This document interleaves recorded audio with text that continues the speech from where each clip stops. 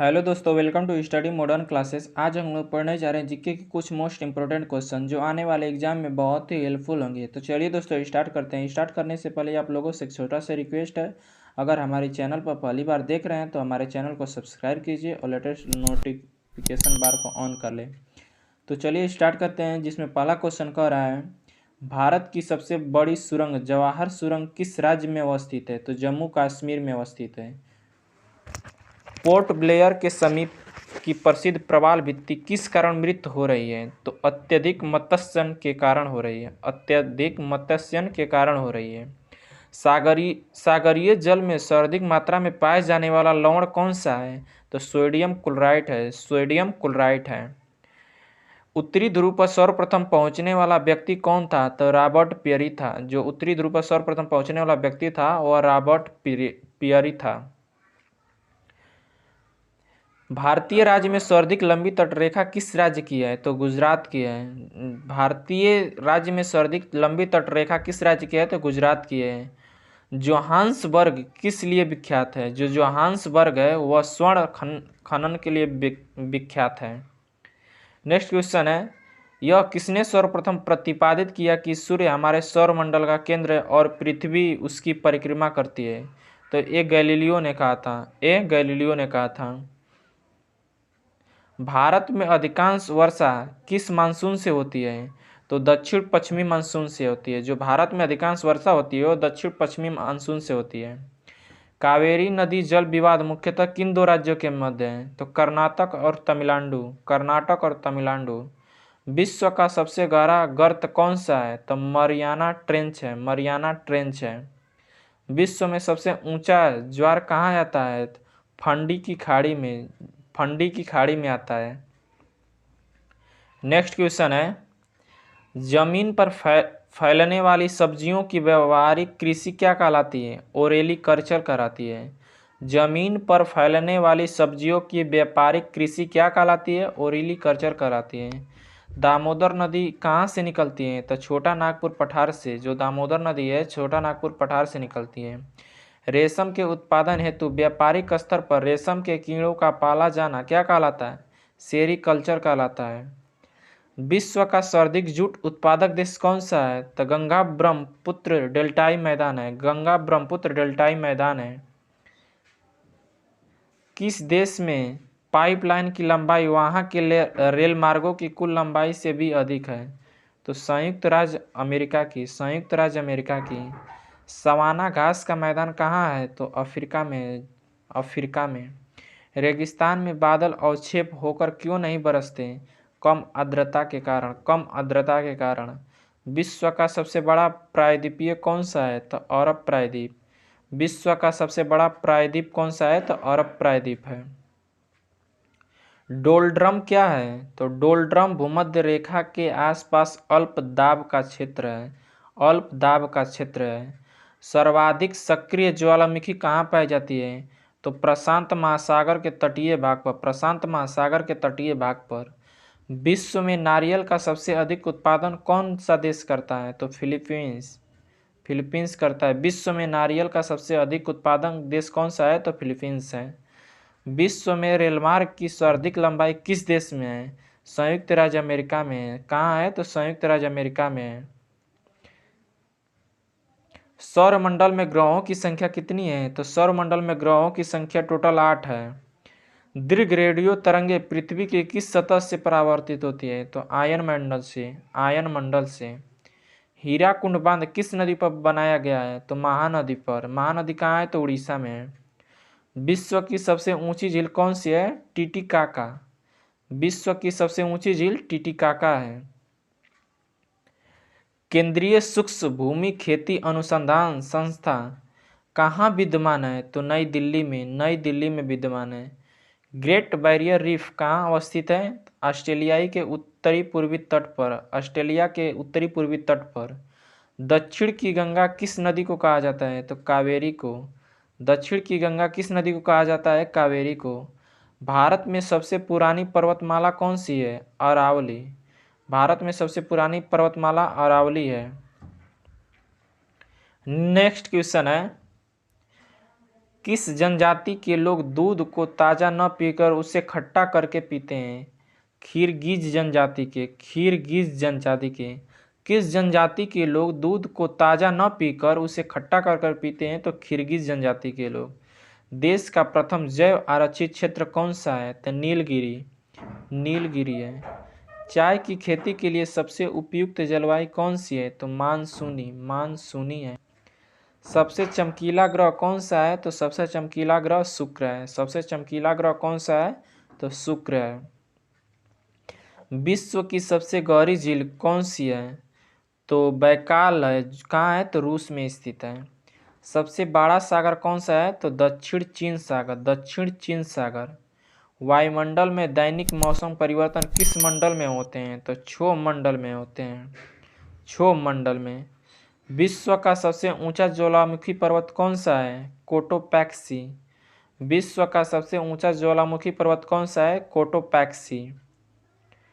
संसार की सबसे बड़ी पोटवाहक नहर कौन सी है? तो स्वेज नहर है।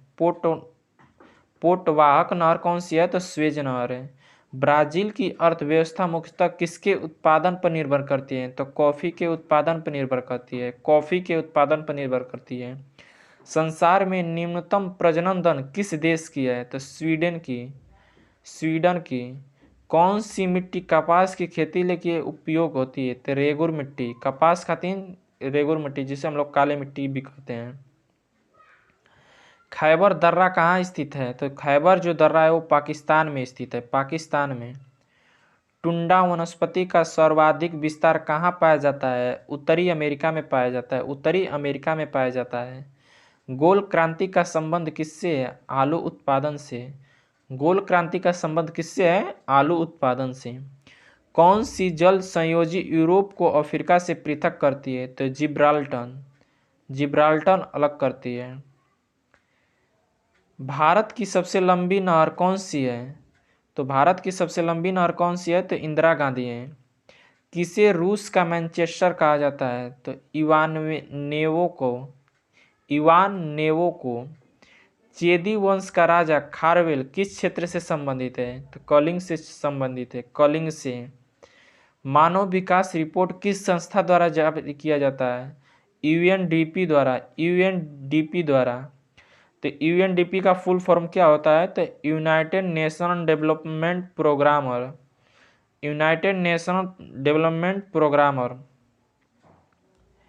तमिलनाडु व आंध्र प्रदेश के तट का नाम क्या है? तो कोरोमंडल तट। तमिलनाडु व आंध्र प्रदेश के तट का नाम क्या है? तो कोरोमंडल तट। महावीर स्वामी का जन्म किस कुल में हुआ था? तो ज्ञात्रिक कुल में। महावीर स्वामी का जन्म किस कुल में हुआ था? तो ज्ञात्रिक कुल में। गौतम बुद्ध का जन्म किस कुल में हुआ था? शाक्य कुल में।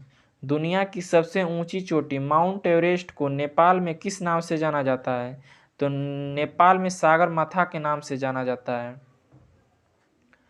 जब बैरोमीटर का पारा अचानक गिर जाए तो वह किस बात का द्योतक होता है?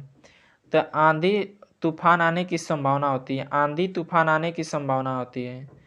सर्वाइवल ऑफ द फिटेस्ट की अवधारणा की रचना किसने की थी? चार्ल्स डार्विन ने।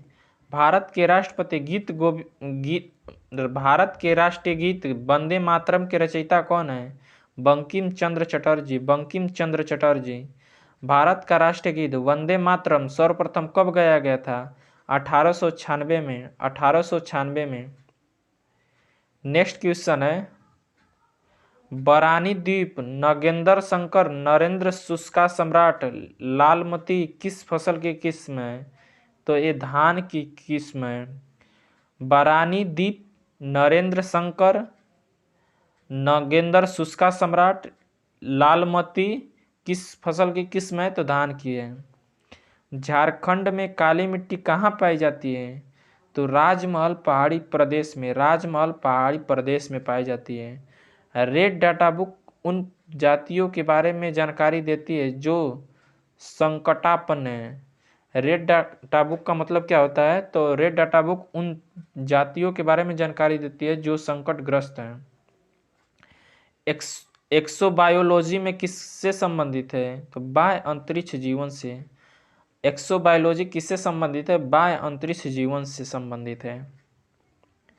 हाइड्रोजन के द्रव्यमान से ऑक्सीजन के द्रव्यमान का अनुपात हमेशा होता है 1:8 होता है। हाइड्रोजन के द्रव्यमान से और ऑक्सीजन के द्रव्यमान का अनुपात हमेशा 1:8 होता है। किसे पर्वतीय पर्यटन स्थलों की राजकुमारी के रूप में जाना जाता है? कोडाई कनाल को। प्रसिद्ध पर्यटन स्थल कोडाई कनाल तमिलनाडु के किस पहाड़ी में स्थित है? पलानी पहाड़ी में। रामचरितमानस नामक ग्रंथ के रचयिता कौन है? तुलसीदास। रामचरितमानस ग्रंथ के रचयिता कौन है? तुलसीदास। गोस्वामी दास किसके समकालीन थे? तो अकबर के समकालीन थे। ALX किस कंपनी का ऑपरेटिंग सिस्टम है? तो IBM का है। ALX किस कंपनी का ऑपरेटिंग सिस्टम है? IBM का है। वालयार बांध केरल के कौन से जिले में स्थित है? पालकंड में स्थित है। मुख्यतः मैंग्रोव वाले ज्वारीय वन कहाँ पाए जाते हैं? तो सुंदरवन डेल्टा में। डॉपलर प्रभाव किससे संबंधित है? तो डॉपलर प्रभाव ध्वनि से संबंधित है। पास आती हुई रेलगाड़ी की सीटी की आवृत्ति या तीक्ष्णता बढ़ती आती है, ऐसा किस घटना के कारण होता है? तो डॉपलर प्रभाव के कारण होता है। वह पहला भारतीय सिपाही कौन था जिसने चर्बी वाले कारतूस का प्रयोग करने से इनकार कर दिया? मंगल पांडे थे। 1857 के विद्रोह के समय भारत का गवर्नर जनरल कौन था? तो लॉर्ड कैनिंग था। बेगम हजरत महल ने 1857 के विद्रोह का नेतृत्व किस शहर में किया था? तो लखनऊ शहर में किया था। भारत में यारलुंग जंगबो नदी को किस नाम से जाना जाता है? ब्रह्मपुत्र नदी से। उट्टम थुलल पारंपरिक नृत्य कला किस राज्य में प्रसिद्ध है? केरल में प्रसिद्ध है। सती प्रथा का पहला उल्लेख कहाँ से मिलता है? तो सती प्रथा का प्रथम उल्लेख भानुगुप्त के एरण अभिलेख से मिलता है। आधुनिक आवर्त सारणी में कौन सा समूह के तत्वों को बाहरी कोषपूर्ण होता है? तो 18वें का बाहरी कोषपूर्ण होता है 18 का। स्वामी दयानंद सरस्वती किस मिशन के संस्थापक थे? तो आर्य समाज के। स्थापना 1875 में हुआ था। भारत की सर्वाधिक वर्षा मुख्यतः किससे संबंधित है? दक्षिण पश्चिम मानसून से। शेख निजामुद्दीन औलिया की दरगाह कहाँ स्थित है? तो शेख निजामुद्दीन औलिया की दरगाह दिल्ली में स्थित है। एक वयस्क मनुष्य के शरीर में अस्थियों या हड्डियों की संख्या कितनी होती है? 206 होती है। नवजात शिशुओं में हड्डियों की संख्या लगभग कितनी होती है? तो 300 होती है।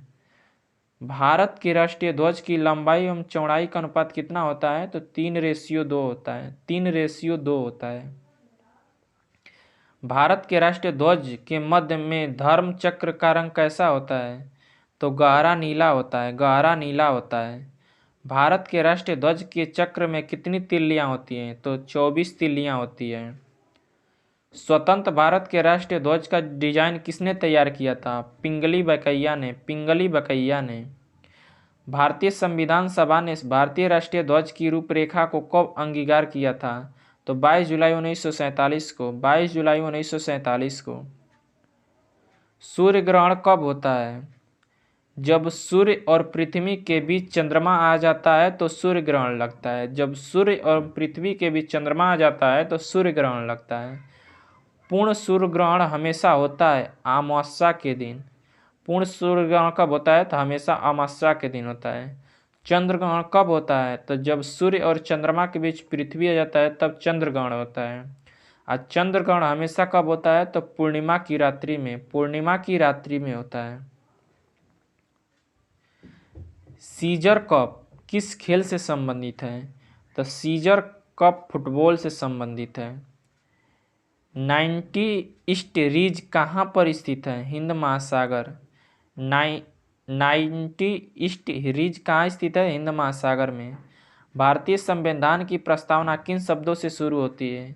तो हम भारत के लोग से शुरू होती है, हम भारत के लोग से। मानव शरीर की सबसे छोटी हड्डी कौन सी है? स्टेपीज, जो कान में पाई जाती है, स्टेपीज जो कान में पाई जाती है। मानव शरीर की सबसे बड़ी हड्डी कौन सी है? तो फीमर, जो जांघ में पाई जाती है, फीमर जो जांघ में पाई जाती है। भारतीय संघ में नए राज्य की स्वीकृति कौन देता है? तो संसद देता है। नए राज्यों की स्वीकृति कौन देता है? तो संसद देता है। अगर दोस्तों आप लोगों का ये वीडियो अच्छा लग रहा है तो प्लीज़ शेयर कीजिए।